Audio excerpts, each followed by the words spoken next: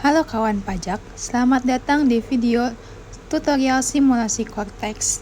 Bersama saya, Candek Suci Arila, mahasiswa Administrasi Perpajakan Universitas Indonesia.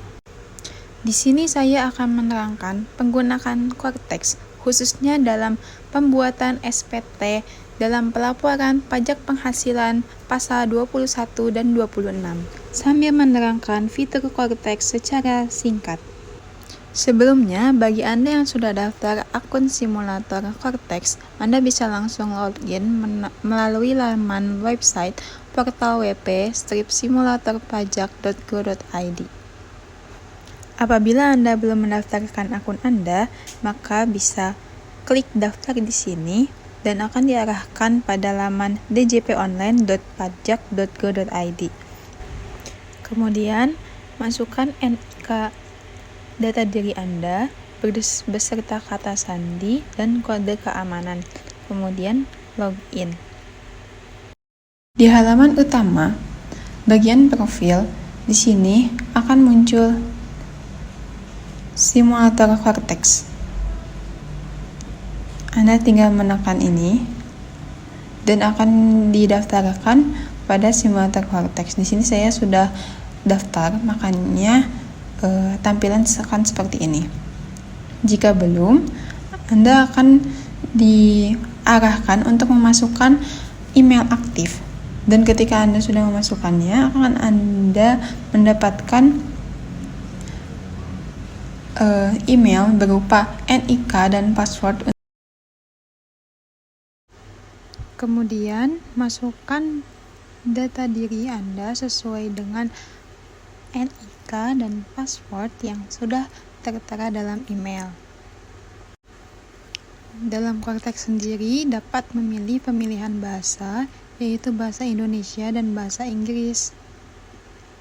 Di sini saya akan memilih bahasa Indonesia untuk lebih mempermudah tutorial. Kemudian masukkan kode GAPCHA, klik login. Di bagian ujung kiri ada terdapat bagian portal saya. Di sini WP dapat melihat informasi mengenai NIK dan nama wajib pajak sendiri. Informasi detailnya ada ikhtisar profil wajib pajak, informasi umum, alamat, detail kontak, pihak terkait, objek pajak bumi dan bangunan, klasifikasi lapangan usaha, detail bank, data unit keluarga, tempat kegiatan usaha dan subunit, nomor identifikasi eksternal, jenis pajak, wakil kuasa saya, wakil pajak yang diwakili, verifikasi 2 langkah, permohonan tertunda, dan semua permohonan.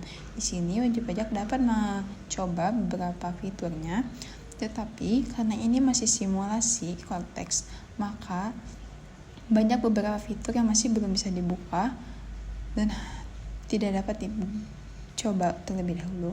Seperti ini, di sini ada nama wajib pajak dan nomor pokok wajib pajaknya sesuai, tetapi informasi yang lainnya itu sama dengan yang lainnya karena ini masih simulator.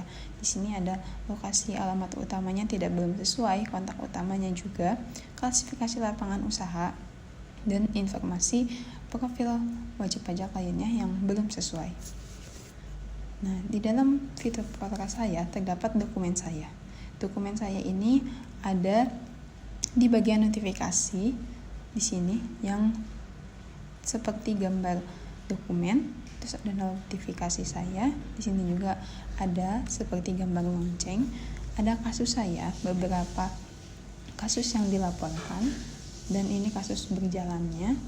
Di profil saya, permohonan kode otoritas sertifikat digital, pengukuhan PKP, pendaftaran objek pajak PBBP 5L, perubahan data untuk identitas wajib pajak, perubahan alamat utama, perubahan data objek pajak PBBP 5L, perubahan data pemungut PMSE dengan Kepdirjen, dan ada perubahan statusnya, ada penerapan wajib pajak nonaktif, pengaktifan kembali wajib pajak nonaktif, penunjukan pemungut PMSE dalam negeri, penetapan pemungut biaya materai, pencabutan pemungut biaya materai, penunjukan wakil atau kuasa, perubahan data wakil atau kuasa wajib pajak, pencabutan wakil kuasa, penunjukan pemotong atau pemungut PPh PPN, pencabutan pemungut PPN PNSE, dan penghapusan dan pencabutan.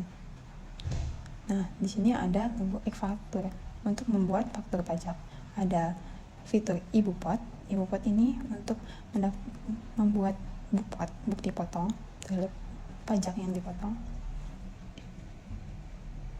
Ada BPPU, BNPNR, penyetoran sendiri, pemotongan secara ditanggung, bukti potong 21, bukti potong pegawai tetap, bukti potong 26, bukti potong wajib pajak luar negeri, bukti potong A1, bukti pemotongan A1 masa pajak terakhir, bukti potong A2, bukti pemotongan A2 masa pajak terakhir, bukti pemotongan bulanan pegawai tetap, dan unggah dokumen yang bersama dengan bukti potong atau pemungutan. Nah, di sini yang akan saya gunakan adalah surat pemberitahuan SPT, tax return ini ya. Nah, di sini adalah surat pemberitahuan SPT, ada pencatatannya, ada dashboard kompensasi, dan pengungkapan tidak kebenaran SPT. Nah, di sini ketika sudah membuat SPT, melaporkannya juga akan ada fitur pembayaran, ada permohonan pemindah bukuan, layanan mandiri kode billing, pembuatan kode billing atas tagihan pajak, daftar kode billing sebelum dibayar, formulir restitusi pajak, permohonan pemberian imbalan bunga, permohonan PPh DTP atas penghasilan PDAM. Di sini ada buku besar. Ada layanan wajib pajak, yaitu layanan administrasi, terdiri dari buat permohonan layanan administrasi, permohonan belum disampaikan, permohonan dalam proses, permohonan telah selesai, dan daftar fasilitas saya. Lalu ada permohonan permintaan informasi perpajakan, layanan pengaduan, saran dan apresiasi untuk membuat pengaduan, saran dan apresiasi, dan daftar pengaduan, saran dan apresiasi yang telah dibuat. Ada layanan edukasi perpajakan, yaitu kegiatan plus pajak, materi edukasinya, ada umum, khusus, dan material learning, penyampaian permohonan edukasi, dan daftar permohonan edukasi. Ada riwayat edukasinya dan pengetahuan dasar perpajakan. Ada manajemen akses, yaitu untuk mengubah kata sandi Cortex sendiri. Ada soal yang sering ditanya.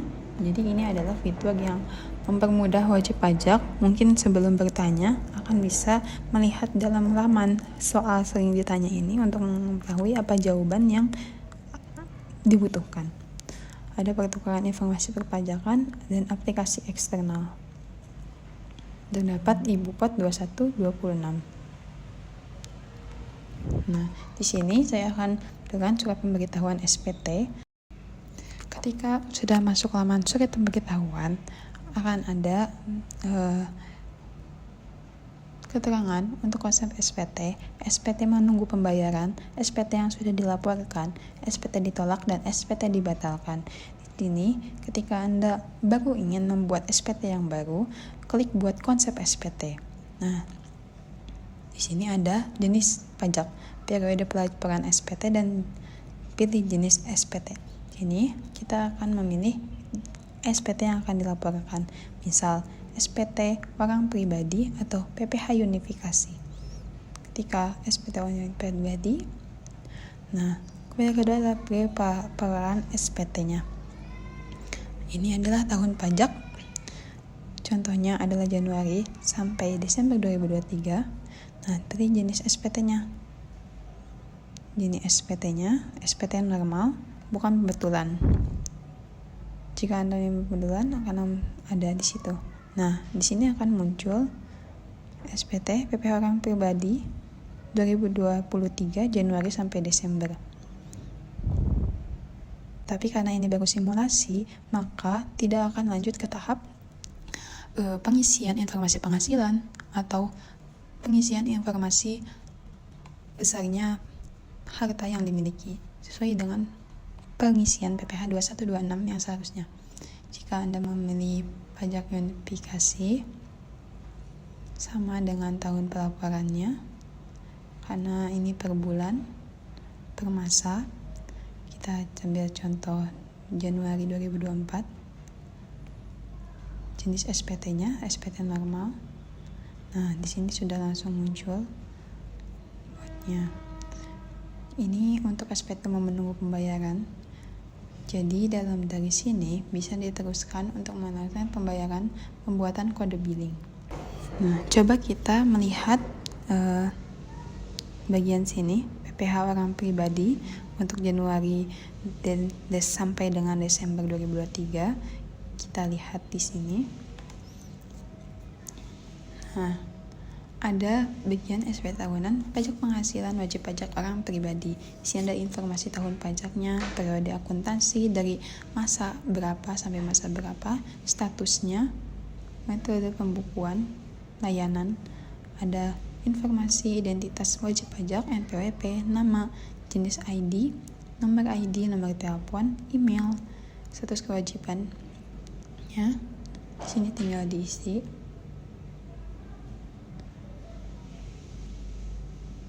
Jumlah kredit pajak, penghitungan PPh pajak terutang, under payment atau over payment, pembeliannya, angsuran PPh pasal 25 tahun berikutnya, penyertaan transaksi lainnya. Ini bisa diisi lampiran tambahan. Dan file upload, ini bisa dimasukkan jumlah penghasilan yang sebenarnya, kenyataan untuk pernyataan dari wajib pajak sendiri. Ketika informasi ini sudah diisi seluruhnya, wajib pajak dapat memilih pilihan simpan konsep untuk menyimpan bagian SPT ini, atau langsung bayar dan lapor untuk menyetorkan penghasilan yang akan dikeluarkan pajak terutangnya. Karena ini saya memberikan simulasi, saya cukup sampai di sini. Untuk pajak PPh unifikasi, kita lihat. Nah, sama. Karena ini unifikasi, jadi yang terlihat adalah total periode pajak per masa.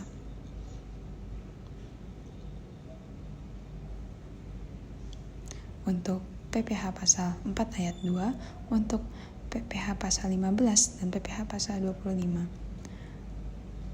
Nanti wajib pajak tinggal mengisi berapa jumlah yang terpotong. Karena ini masih simulasi, jadi banyak yang tidak bisa digunakan. Nih, udah tulisan bayar dan lapor. Ketika sudah sini, masuk ke kode pembayaran. Ada pembuat layanan mandiri kode billing untuk membayar pajak terutang. Nah, sekian informasi dari saya. Mohon maaf apabila ada kesalahan dalam kata pengucapan maupun tindakan saya dalam memberikan tutorial dalam simulator Cortex. Terima kasih dan sampai jumpa.